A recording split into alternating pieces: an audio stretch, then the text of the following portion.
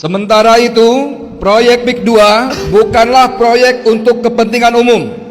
karena bukan untuk kepentingan bangsa, negara, dan masyarakat yang harus diwujudkan oleh pemerintah dan digunakan sebesar-besarnya untuk kemakmuran rakyat, melainkan hanya untuk kepentingan korporasi properti, untuk tujuan sebesar-besarnya kemakmuran dan kekayaan oligarki properti, Aguan dan konco-konconya.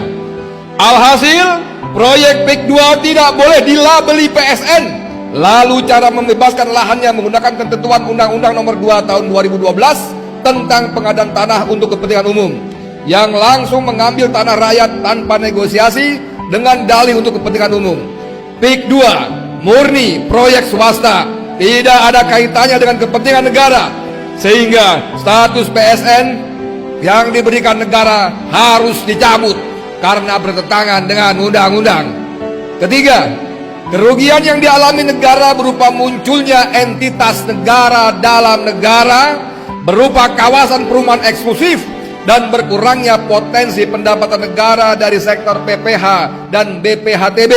dalam peralihan hak atas tanah karena dampak status PSN proyek PIK 2 adalah salah satu pelanggaran hukum yang terkategori korupsi dengan menyalahgunakan wewenang atau melakukan perbuatan melawan hukum yang menguntungkan diri sendiri, orang lain, atau korporasi yang dapat menimbulkan kerugian keuangan negara, sehingga wajib diproses secara hukum oleh institusi berwenang dengan ketentuan-ketentuan dan atau pasal 2 atau pasal 3 Undang-Undang Nomor 31 Tahun 1999, Junto Undang-Undang Nomor 20 Tahun 2001 tentang tindak pidana korupsi.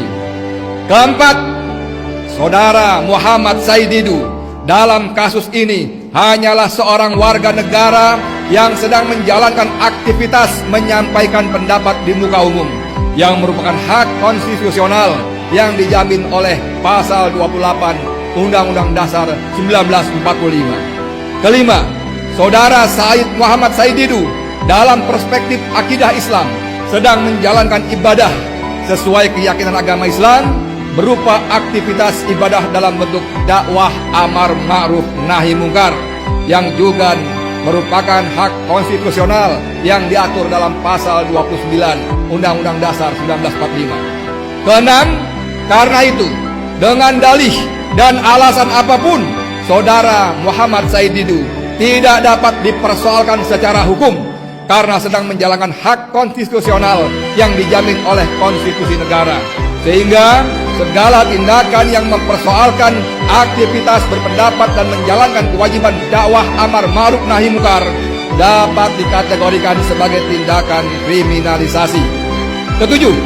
kami menolak upaya kriminalisasi terhadap Saudara Muhammad Said Didu. Kami menduga kuat bahwa sampai derajat meyakini apa yang menimpa Saudara Muhammad Said Didu adalah bagian upaya yang dilakukan Saudara Sugianto Kusumo alias Aguan, yang merupakan pengembang di proyek PIK 2, untuk membungkam setiap aktivitas kritik terhadap proyek PIK 2. Karena dalam proyek PIK 2, Saudara Aguan adalah pihak yang paling diuntungkan dari aktivitas bisnis properti di kawasan PIK 2.